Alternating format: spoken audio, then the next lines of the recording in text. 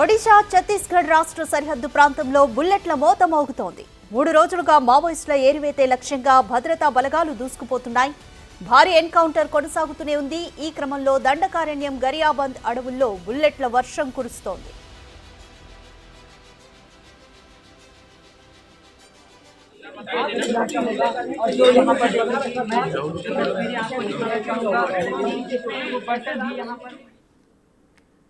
More details మా ప్రతినిధి భాస్కర్ అందిస్తారు.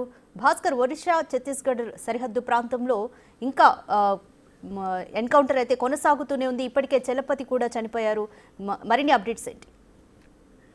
ఎస్ రాధిక, ఇప్పటికే ఛత్తీస్గఢ్ ఒరిస్సా పరిసర ప్రాంతం మొత్తం కూడా ఒక్కసారిగా మావోయిస్టులు సైనిక సిబ్బంది మధ్యన గత 3 రోజుల నుంచి కూడా ఎదురుకాల్పులు కొనసాగుతున్న నేపథ్యం అయితే ఉంది. ఫలితంగా చూసుకుంటే ఒకవైపున గరియాబంద్ సరిహద్దు ప్రాంతం మొత్తం కూడా ఒక్కసారిగా భీకరమైనటువంటి కాల్పులు మోత మోగుతుంది. ఫలితంగానే ఇప్పటి వరకు చూసుకుంటే 27 మంది వరకు కూడా నక్సలైట్లు, దాంట్లో కీలకంగా ఉన్నటువంటి నేతలు మొత్తం కూడా నేలకొరిగిపోయే నేపథ్యం అయితే ఉంది.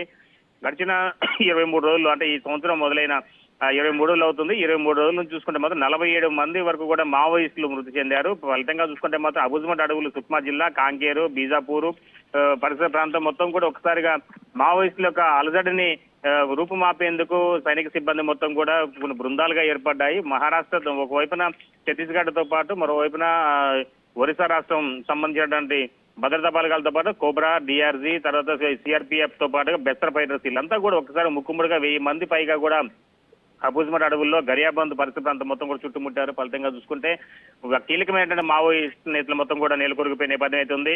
మొన్న స్టార్టింగ్ లో చొక్కారావు మృతి చెందాడంటూ ఒక పోలీసుల దగ్గర నుంచి ఒక లెటర్ రావడం, తర్వాత దాని మరలా మావోయిస్టుల కేంద్ర కమిటీ కూడా స్పందించి తన ప్రాణాలతో ఉన్నాడంటూ ఒక లేఖ విడుదలైంది. దానిపై కూడా సందిగ్ధత నెలకొంది. తర్వాత చలపతిరావు మృతి చెందాడంటూ జయరాం రమేష్ అలియాస్ చలపతిరావు, ఇతను ఒకప్పుడు మాజీ సీఎం, ప్రస్తుత ఆంధ్రప్రదేశ్ సీఎం చంద్రబాబు నాయుడిని టార్గెట్ గా చేసుకుని అలిపిరిలోని ఒక ఐఈడీ బాంబు పెట్టి పేల్చేందుకు కూడా ఆయన చాలా వ్యూహకర్తగా పేరుంది. అతనిపై ఇప్పటికే ₹1 వరకు కూడా రివార్డు ఉన్న నేపథ్యం అవుతుంది. మరోవైపు చూసుకుంటే ఇప్పుడు అతను మృతి చెందడంతో కూడా మావోయిస్టులకు ఎదురుదెబ్బ తగిలింది. మరోవైపున ఇప్పుడు కీలకంగా నిన్న తాజాగా మృతదేహాలు గుర్తించే పనిలో భాగంగానే పాండన్న కూడా ఉన్నట్లు గుర్తించారు. పాండన్న కూడా పాండు అలియాస్ పాండన్న, ఇతను కూడా మొత్తానికైతే ఆ అబుజ్మట్ అడవుల్లో మొత్తం కూడా కొట్టిన పిండి. ఇతని పేరు ఆ ఏరియా మొత్తం కూడా ఒక పెద్దన పాత్ర లేక ఆదివాసులకు ఒక కొడుకుల ఇతను ఒక నిక్ నేమ్ ఉంది. ఫలితంగా చూసుకుంటే మాత్రం పాండన్న మృతి చెందాడు అనే ఒక వార్త బయటకు రావడంతో కూడా మావోయిస్టులకు ఇంకాస్త కోలుకులని దెబ్బ తగిలిందని చెప్పుకోవచ్చు రాధిక. మొత్తానికైతే మాత్రం ఈ ఘటనకు సంబంధించి